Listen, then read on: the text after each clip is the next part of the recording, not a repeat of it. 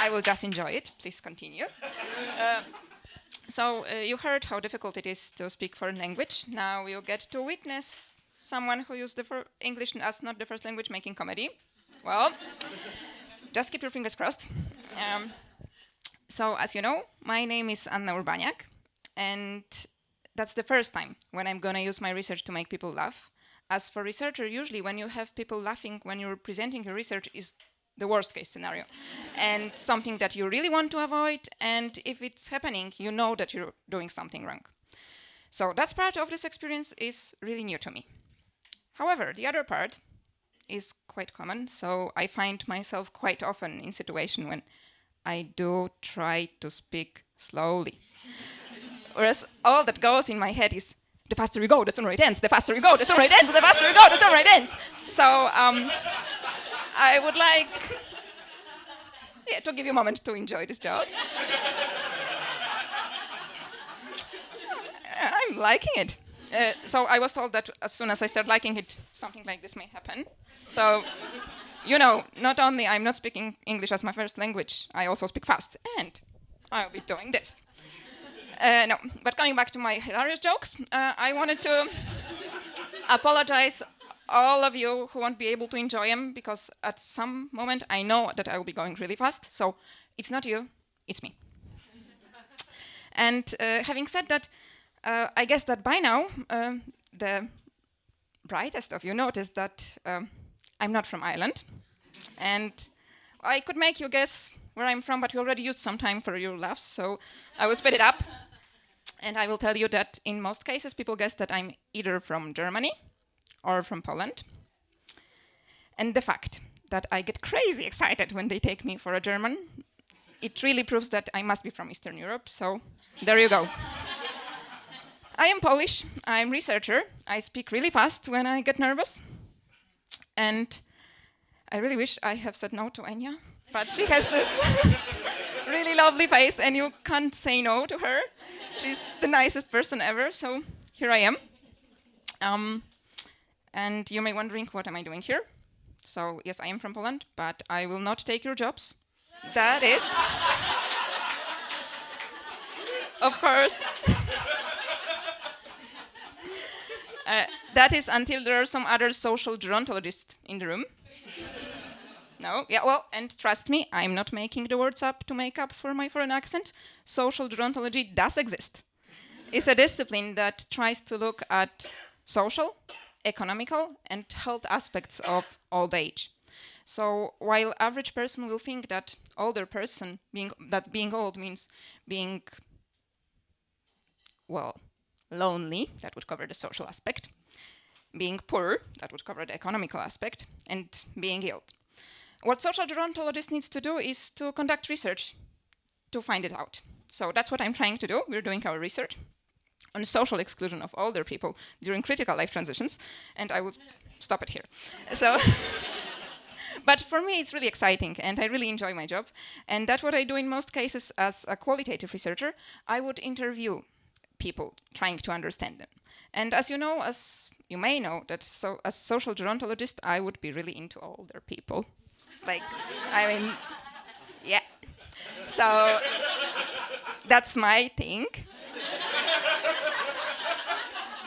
But I guess, you know, we all have something.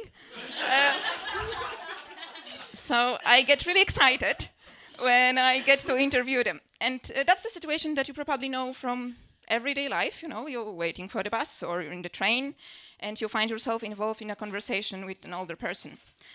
And I guess that what goes through your head is, oh my God, when did it start? Why? Why is this person telling me their life story? If I start ignoring them, will they stop talking? So the only difference is that in my research project, I'm the one who starts the conversation. And I'm really interested in what they're talking. So not only I'm listening very carefully, I also take notes, and I record the whole thing. Sweet, right? So once the whole thing is recorded, what needs to be done next is to have it transcribed. And to transcribe recording of the interview, it means to write down every single word in the conversation, like really, word by word, whole thing. So it's a lot of words, especially in the first part, because that's what we usually do, is we cover the last week weather, this week weather, forecast for the next week, and then, very smoothly, we just go through my whole family tree to make sure that I'm not related at any way to some Urbaniaks that live down the road in the Connemara. Well, I'm not. How could I be? But it doesn't really matter. We can go through that, through all the cousins and all other people that they met. So that's what needs to be done after this. So once the interviews are transcribed and everything is ready, you get to analyze them. And that's really, well, it's not that exciting, honestly. It's frustrating in most cases because you realize that you don't get the answer to the questions you ask at the beginning, but you get to know a lot of things you didn't want to know. And you don't really know what to do with them, but, well, you just need to stick in that. So that's what I do. I analyze them. I don't question my choices. I just try to think about the next lovely day when I get to interview older person. And having said that, the next step would be, I guess, the last one.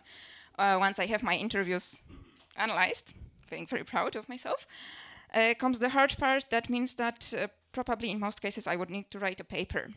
And God, that's like the worst thing.